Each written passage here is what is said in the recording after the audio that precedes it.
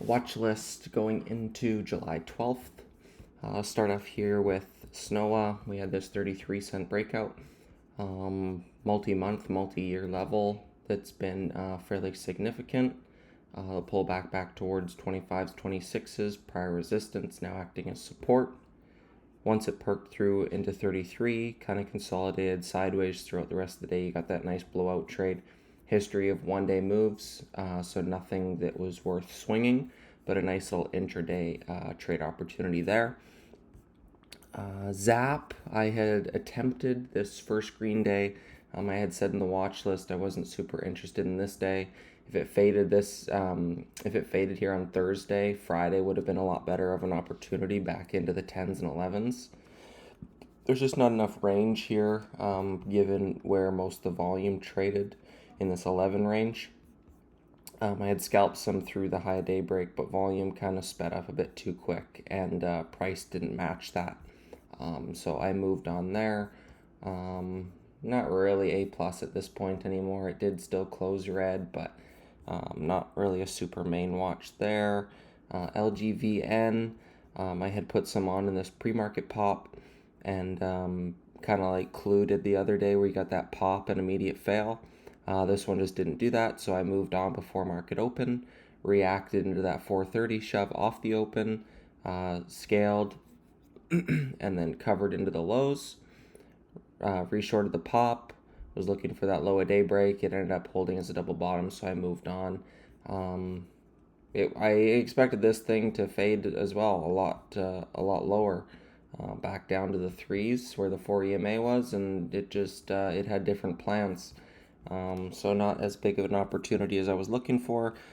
NOS was the other one. Unfortunately, when I shorted the opening range breakdown, it swiped back pretty quick and stopped me out through high a day with quite a bit of slippage. High a day here through the 5 teens and stopped me out in the 530s. So a bit bigger loss than I was expecting. But nonetheless, that high a day break failed, and I leaned into lower highs. This flush red, I expect the bounce to fail, and once it went red, it just didn't stay heavy. So I moved on with a small gain there. A loss on this one, a small gain on this trade, so I'm still red in the name. And then I started scaling in once it started going red again, and again, the low a day crack just didn't stay heavy. So again, not as weak as I was expecting, looking for a $4 rollover into the 380s, and it just didn't come.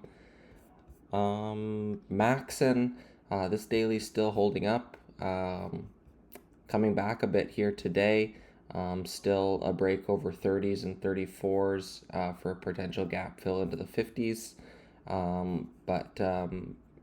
It's a nice trend here, but it's still pushing into resistance. So I need to see this thing push, maybe hold into the afternoon up near the breakout level, and then look to trade that one. KZIA will be my main watch. Again, it was an avoid here today. I know a lot of gap shorts for the day 2 gap and crap were leaning into this, and it just kept them in it a bit more than they would have wanted. Chopped himself up a lot.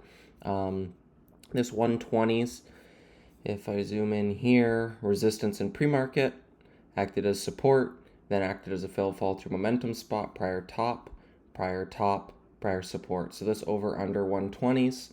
The close was right around here in the 120s. So I'd be looking for pops towards that 120 if it gaps down. And if it gaps up, I'd still be interested in this one. This would be a gap where I would be interested in now that it's gone up 2 days. Tomorrow will be the 3rd day. And I think this has a first red day due in it for ideally a pullback into the 4 EMA, which hasn't been working as well lately, but maybe into the 70s range. So this will be my main watch, and then Maxon if this thing starts to build into the afternoon. So keep it light, keep it tight, and yeah, trade them well, and I'll see you guys in the room.